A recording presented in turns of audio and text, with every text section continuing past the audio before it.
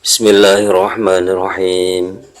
Wa an Ummi Salamah radhiyallahu anha qalat qultu ya Rasulullah inni imra'atun ashuddu sya'ra ra'si afa anquluhu li husnil janabati wa fi riwayatin wal haydati faqala la innama yakfiki an tahsiya ala ra'siki salasa hasayatin rawahu Muslim. Wan Ummi Salamah lan kacerita saking Ummi Salamah radhiya muga-muga ngrindani Allah sapa Allah anha ing Ummi Salamah qalat matur sapa Ummi Salamah kultu ngucap sapa ingsun ya Rasulullah wa Rasulullah ini sak temene ingsun imra'atun iku wong wadon asyadu kang gelung sya'ra ra'si ing rambut sirah ingsun. Afangkuluhu ana ta ngudari sapa ingsun hu ing asyutu sya'ra ra'si li husnil janabati krana arahe adus jenabat. Wa fi riwayatin lan iku ing dalem sijine riwayat wal haidati lan krana adus haid. Faqala mongko jawab sapa Rasulullah la ora. Innama yakfiki angin pestine nyukupi ing sira. Ai ang tahsia ing ento nyawuk sira nyawuk banyu sira ala roksiki ing atase sira-sira salah sahasayatin kelawan telung pira-pira cawukan. Rawang riwayatake ing hadis Muslimun sapa Imam Muslim. Hadis riwayat dari Imam Muslim yaitu dari Ummi Salamah radhiyallahu anha, yaitu Ummi Salamah berkata, saya ini pernah bertanya kepada Rasulullah. Jadi Ummi Salamah bertanya kepada Rasulullah. Pertanyaannya bagaimana itu? Ini imra'atun asyaddu sya'ra ra'si. Sesungguhnya saya ini seorang wanita yang suka nggelung rambut saya. Jadi rambutnya panjang itu terus dilingkarkan sampai jadi seperti konde itu. Namanya apa itu? Gelung. Digelung, dibundeli. Itu. Pertanyaannya, saya ini seorang wanita yang suka itu gelung rambut. Apakah harus saya uraikan rambut saya ketika mandi jenabat? Jadi meski gelung api-api apa diudari seperti itu. Dalam satu riwayat ketika mandi haid itu, ketika mandi selesai dari haid. Apa jawaban Rasulullah dari pertanyaan Ummi Salamah tadi? Yaitu tidak usah diudari, rambut tidak usah diuraikan atau tidak usah diapa itu bahasa Indonesianya, tidak usah diuraikan gitu saja. Tidak, jadi masih tetap seperti semula, cukup dengan tangan mengambil air itu, atau istilahkan kicawukno, lalu mengambil air dari tangan, dari telapak tangan itu diarahkan ke kepala sebanyak tiga kali itu sudah cukup. Jadi yang penting ada basuhan kepala, berarti kan tidak diguyur. Kalau diguyur kan gelungannya kan kena air. Jadi cukup itu tadi dengan air yang ada di telapak tangan. Jadi mengambil air dari telapak tangan terus ditaruh di kepala, diguyurkan di kepala. Itu namanya taksi. Jadi taksi dengan menggunakan tangan. Kalau menggunakan alat bantu seperti gayung dan lainnya itu kan beda. Itu airnya yang dibawa banyak.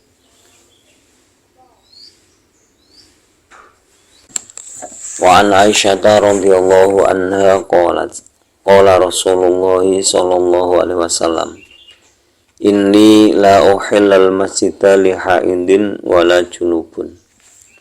Rawahu Abu Daud wa sahahahu Ibnu Huzaimah.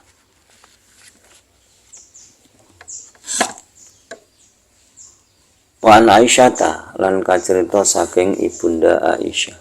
Radhiya muga-muga ngridani Allah sapa Allah anha ing ibunda Aisyah. Qalat matur sapa ibunda Aisyah, qala dawuh sapa Rasulullah sallallahu alaihi wasallam, Rasulullah sallallahu alaihi wasallam.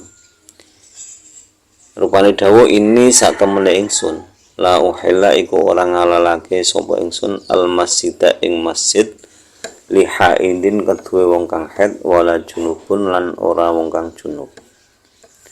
Rawang riwayatake hu ing hadis Abu Dawud sapa Imam Abu Dawud wa sahahalan menerake hu ing hadis Ibnu Huzaimah sapa Imam Ibnu Huzaimah.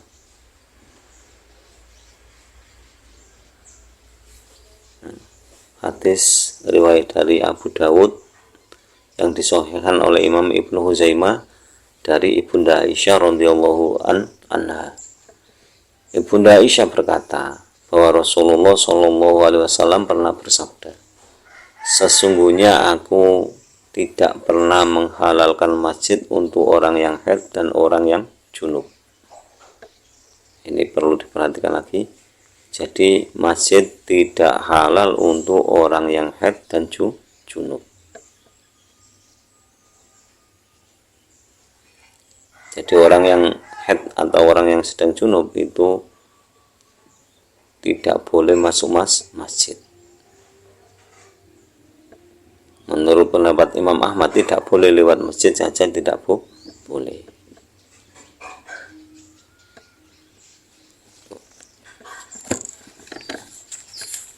Wa anha qalat kuntu autasilu ana wa Rasulullah sallallahu alaihi wasallam min ina'in wahidin takhtalifu aidina fihi minal janabati. Muttafaqun alaihi wa zada Ibnu Hibban wa taltaqiya aidina. Wa anha lan kacerita saking ibunda Aisyah radhiyallahu anha qalat matur sapa ibunda Aisyah, kuntu ana sapa ingsun autasilu iku atus sapa ingsun ana ya ingsun wa Rasulullah sallallahu alaihi wasallam Rasulullah sallallahu alaihi wasallam min inain saking wadah wahidin kang siji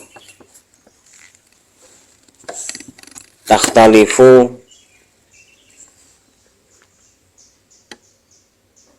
kang gonta-ganti apa aidina tangan kita fihi ing dalem ina minal janabati saking atus jenabat.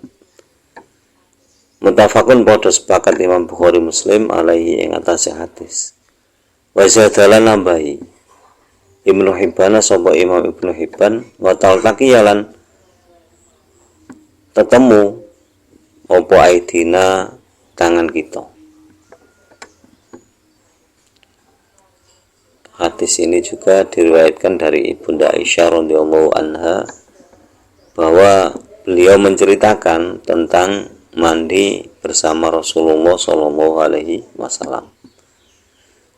Jadi ceritanya begini, saya dan Rasulullah itu pernah mandi bersama dalam satu wadah. Jadi pernah mandi bersama dalam satu wadah. Nah, tangan kami itu bergantian mengambil air. Tangan kami bergantian mengambil air. Waktu itu adalah mandi jenabat.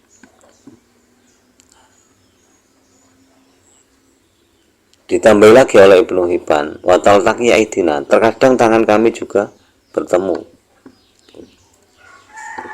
Jadi tidak saling bergantian saja, tapi terkadang tangan bertemu atau bersentuhan.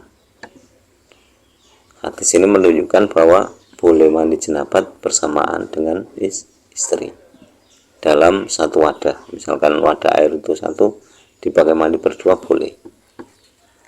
Meskipun ketika mandi ada sentuhan tangan atau yang lainnya. Wa Abi Hurairah radhiyallahu anhu qala Rasulullah sallallahu alaihi wasallam inna tahta kulli sya'ratin janabatan fasilu sya'ra wa taqul basyara. Rawahu Abu Dawud wa Tirmidzi wa dha'afahu wa li Ahmad an Aisyata nahwuhu wa fihi rawin majhulun.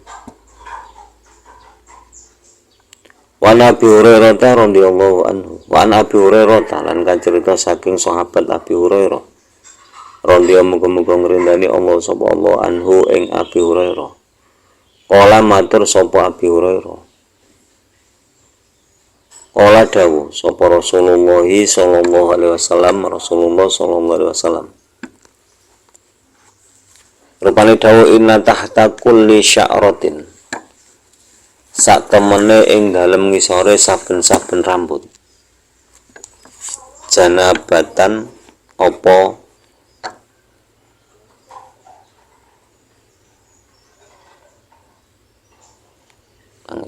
inna tahta kulla sya'ratin sak temene iku ing dalem ngisore saben-saben rambut janabatan apa jenabat. Fausilu mongko masu sira kabeh asyara ing rambut.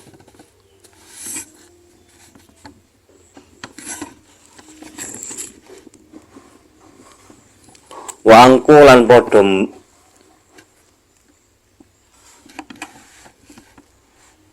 ngersiki sira kabeh al basyara ing kulit. Rawang riwayatake hu ing hadis Abu Dawud sapa Imam Abu Dawud wa Tirmidzi lan Imam Tirmidzi wa dha'afa lan ngapesake sapa Imam Abu Dawud lan Tirmidzi hu ing hadis oleh Ahmad lan iku kedue Imam Ahmad an Aisyata saking Ibunda Aisyah apa nahwuhu sepadane hadis wa fihi lan iku tetep ing dalam hadis rawin apa periwayat majhulun kang ora den pahami. Jadi hadis selanjutnya ini diriwayatkan dari Abu Dawud dan Imam Tirmidzi. Yang keduanya menganggap hadis ini lemah. Kemudian dari Imam Ahmad, yaitu Imam Ahmad meriwayatkan dari Ibunda Aisyah. Redaksinya sama. Nah, dalam hadis ini itu ada satu rawi yang majhul, yang tidak diketahui asal usulnya atau riwayat hidupnya, yaitu ibunda dari Abi Hurairah radhiyallahu anhu berkata bahwa Rasulullah sallallahu alaihi wasallam pernah bersabda bahwa di setiap helai rambut itu ada jenabatnya. Maka basuhlah rambut kalian semua ketika mandi jenabat dan bersihkan tubuh kalian. Jadi harus benar-benar diperhatikan. Jadi kalau membasuh rambut itu harus rata. Ini pemahaman dari hadis ini. Kemudian seluruh tubuh harus dibersihkan. Jadi demikian hukum-hukum tentang jenabat, yaitu dalam bab mandi dan hukum jenabat. Jadi kalau mandi itu bagaimana menurut Rasulullah tadi, bagaimana, terus yang dibolehkan mandi bagaimana. Jadi silakan disimak dengan baik. Kurang lebihnya mohon maaf. Wallahu a'lam bishawab, wallahu wa rasuluhu a'lam. Semoga lantaran ngaji ini kita diberi tambahan ilmu oleh Allah, ilmu yang disertai hidayah. Semakin hari semakin bertambah ilmu dan hidayah, dan semoga